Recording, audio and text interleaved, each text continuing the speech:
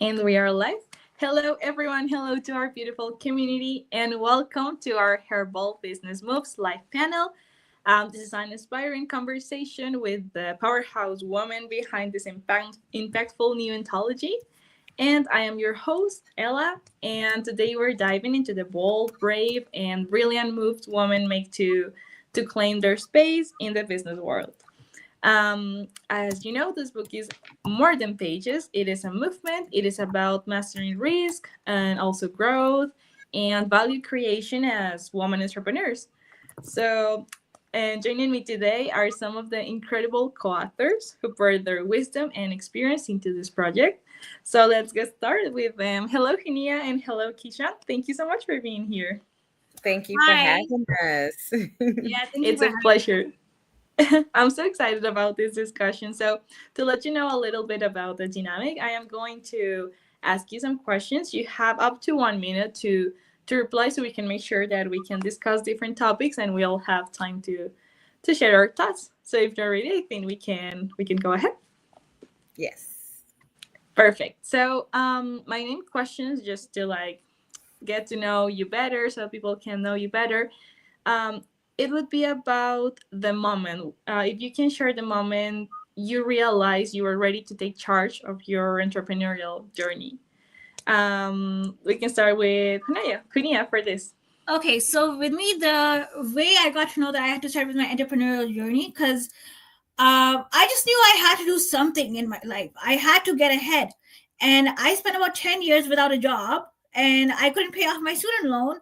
And there was all these other expenses coming up. So I'm like, no, you know what? I'm not going to look for a job. I'm going to create a job for myself. I'm going to create that reality for myself where I could be free, where I could do whatever I want, and I would do it on creativity. So that's how I got started. And it started in my bedroom actually, Hanya Travels. So and it started there, and then it just, I don't know how I got to where it is, but here I am. Thank you. Yeah, I think it's very interesting what you said about creating that work. If you didn't have your dream job, you always have the option to work and create it if that's what you want. So thank you for Yeah. sharing that. Because I spent like so many years applying for retail job, this job, that job. I was getting, no one was hiring me at that time. So then I'm like, no, you know what? I need to change that. I need to make something for myself, and I just took the charge of it, and I started with my passion of writing for food and travel. And that's amazing. Thank you for sharing that. And what about you, Kishan? For me, what drove me into entrepreneurship was lifing. I didn't ask for it, but it's always been a part of me. I worked in the medical field for 20 years, 10 as a nurse, and I got severely injured at the prison that I was working at.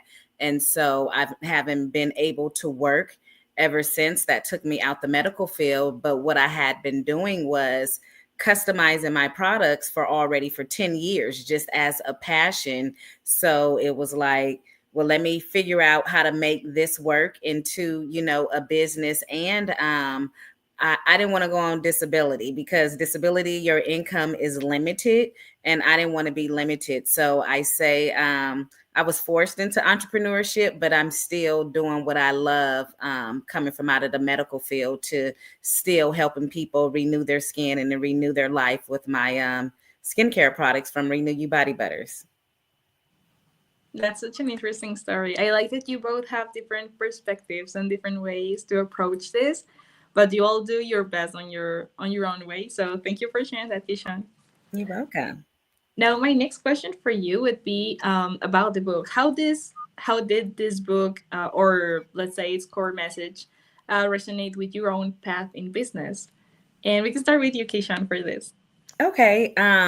So it kind of goes along with, everything that I just said in the previous question, the title, Her Bold Business Moves, that was my life, coming out of the medical field for 20 years and not knowing what I was going to do. I kind of like had a nervous breakdown because it was like, how do I provide for myself? And then becoming chronically ill. And I speak on these things, in the book as far as, how collaborating and the power of affiliate marketing. But the book spoke to me because it took something bold, some boldness in me to say, okay, I'm not a nurse anymore, but I know I have these amazing products. And then to do it from the bed, I was bedridden for several years, while building this company. So while recovering from a severe injury, becoming chronically ill, bedridden,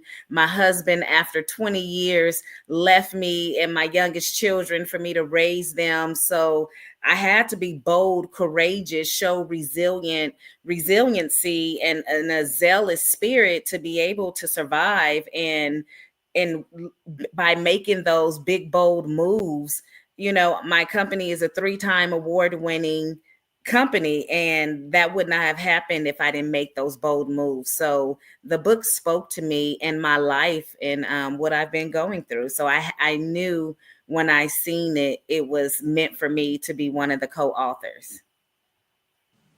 That's so great. Thank you for sharing that. You're welcome. Now let's go with you, Hunia. Oh, sorry, you were muted.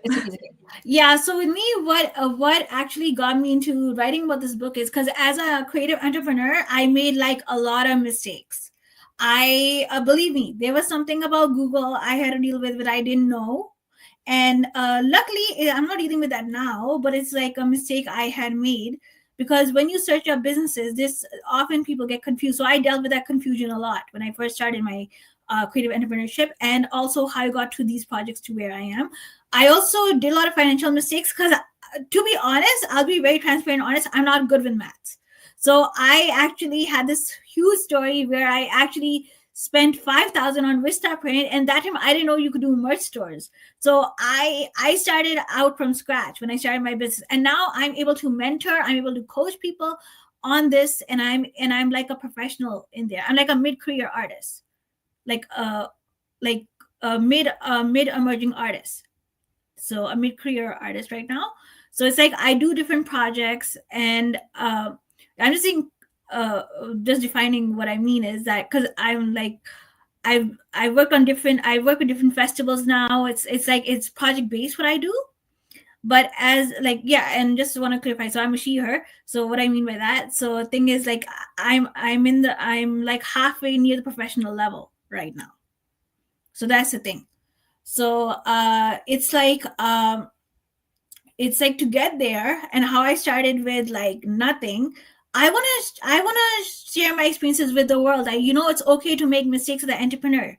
Not everyone does it right away. Not everyone gets it right away. Like now I have like about 8,000 followers on Instagram recently, and I have 3.84 subscribers as well. So it's like I worked hard to get there. I didn't have the resources given to me.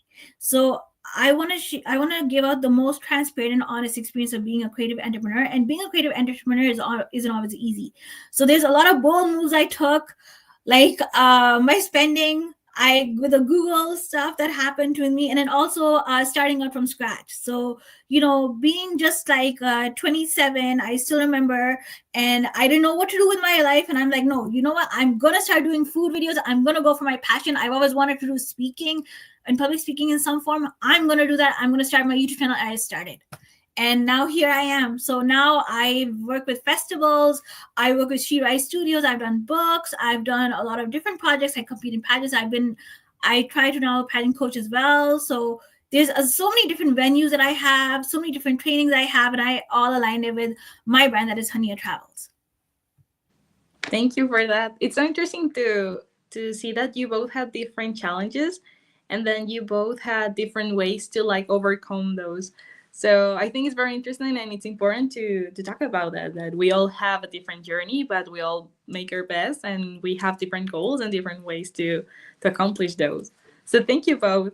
And now that we are discussing challenges and all this journey, I want to talk about the power of risk. And my question for that is, what's the boldest risk you've taken in your business, and how did it pay off or challenge you? So let's go with Keishan. The boldest risk for me, and I speak about that in my chapter of this anthology, is starting my own affiliate marketing program. You hear about these things, and but to have my own, I had never done anything about it. I've worked for network marketing companies, but to have my own, and I didn't just wake up one day and say I want to do this. Two women reached out to me, and they didn't know each other. They just did it in the same week and was like, hey, we like you, your brand, your products, your story. Can we be your affiliate? And I didn't know what an affiliate was. And so I spoke to my mentor and was like, hey, what's an affiliate? What do these women want from me? And she was like, you can be the holistic Mary Kay, the holistic Avon, the modern day Madam CJ Walker. And I'm bedridden at the time. So she was like, you need representatives because you can't do it. And so to do something on that magnitude while bedridden, never done it before, I jumped out on faith. But I was honest with them and let them know, like, hey, I don't know what I'm doing, but I'm willing to learn. And if you're willing to grow with me, we can do this. Because they didn't know I didn't have an affiliate program. But I'm glad I did do that, because within the first 5 months, first 6 months, I had 15 affiliates and my first celebrity brand ambassador. So if I wouldn't have made that big, bold move, my business wouldn't be the 3-time award winning with this celebrity trusted. And I have close to 70 affiliates now, so that represent me throughout the United States. And that is the biggest, boldest move that I have done in my company, was starting my affiliate marketing program using the power of collaboration. Well, that's really a bold risk. So thank you for sharing that. But it's great to hear that you have so much learning from that decision. Thank you. And now, what about you, Hunia? Well, with me, my boldest move would be, I think the thing what I did is that I started doing my own coaching videos. And that's what got more and more people involved. I think that was like the catchphrase. I think the niche that would actually got people to look at in my videos, because I was only tailoring it towards only recipe videos and maybe some travel videos, because I couldn't go out that much because it was in the pandemic, right? So I only went to like Caledon. It's a place, they have this place like a Bedland. It's kind of like the Grand Canyon, but it's not. It's like a mini version of it. And then so I did a few little travel videos in there, and I didn't, because if I knew earlier, I would have started my travel videos when I was like 25 or 24, but I didn't know at that time. I started like 27. So the thing is, I actually, what was interesting is I made most of my content during the pandemic. And that's why it's not just tailored to me going out and on a plane or something like that. No, it's more than that. It's not just Ontario. If I was to go to, let's say if I was to go to another city right now, I would probably do a travel video, but I'd also and now the only challenge that I did do was, every time I would do a food review video, believe me or not, I got a really weird stare in food courts. So then now I figured out a technique. When I do my food reels, I do it in a way that where people don't look at me weirdly. And it was a challenge. I still remember the one time there was a security guard in the nearest mall in my community in Brampton City Center. I was doing this review on the Impossible Whopper.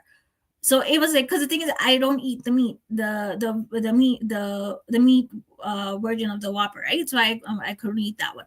So the thing is, the really weird stare I got, I still remember now. Those days I was in the beginning. After that, I never did that again. I never did a food review like that. I always do it like this way. That's why you see me having more food reels. That's why I'm able to do it in a different way. So I learned these techniques by myself. And most of this actually was from sitting at home. I got all these ideas. I'm like, no, I'm not going to just do it only, I'm getting this on a plane. No, I'm going to share everything I do. And that's the one thing I did. I shared every single thing I do. I still keep it up to base. I keep my audience engaged from whatever is going on. There's different opportunities that people don't notice. And some of these opportunities, I actually got it on my own, just through some ads. And then that's where I am. Thank you. And I really find interesting what you said about the things that you learn from yourself, that you have to learn some things on your own way and on your own journey sometimes. So I think it's really important to mention that. And also, there's a lot of fear when you make those those choices and you have to take those decisions. But when fear shows up before such a big decision, how do you move through it? Let's start with Henia. What I was gonna say is you take risk in there. So the thing is, you go out of your comfort zone, you try something new. For me, what was out from my comfort zone at that time is first I did a photo contest in 2016. That time I didn't know that much about pageantry, but then in about 2021, I decided no, I am gonna win a title. And I just went in. I'm like, no, I've seen a lot of people, a lot of pageant queens on social media right now. They're all doing something related to around creative entrepreneurship. I need to get in there. I didn't know my purpose at that time, but I know I just had to get in there. So I got in there. What I noticed is there's a lot of there's a lot of artists as that are pageant queens.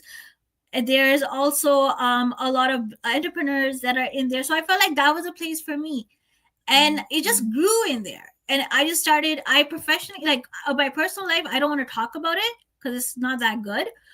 But to be honest, my professional life, it grew so much. Like in a professional level where Hania Travels is right now, it is not where I thought I would be, but then somehow it just all happened, all these things. So that was like a really bit of a bold thing in there of being a creative entrepreneur. Thank you so much for sharing that. What do you think, Isha? For me, when I see, when I'm facing fear, I get through it by analyzing where is the fear stemming from. Like if it's, a speaking engagement in the beginning, I used to be, nervous about public speaking, but how do you get over that? It's by doing it more, and so I look at the root cause of the fear and understand sometimes it's not always fear. It may just be nerves, which nerves are okay. You can do things 1,000 times and you still can get nervous as well. And then I've noticed sometimes my fear is uncomfort. And that uncomfort of moving to another level or the next level or excelling to the next level as well.